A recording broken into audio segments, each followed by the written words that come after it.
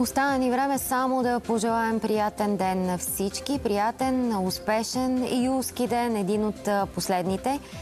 И да ви поканим, разбира се, да бъдете с Здравей България и утре, когато сред събеседниците ни ще бъде и министъра на труда и социалната политика Наталия Ефремова. До утре, хубав ден!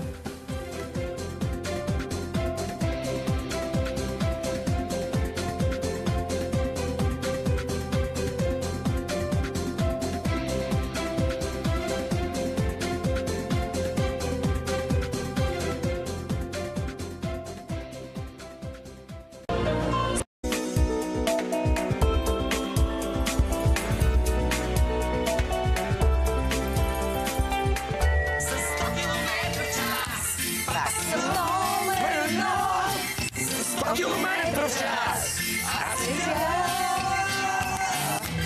Километров в час! Аз съм номер едно! 100 километра в час! Добро утро, скъпи зрители! С 100 км в час политаме към днешния ефир. А защо слушаме тая песен? Само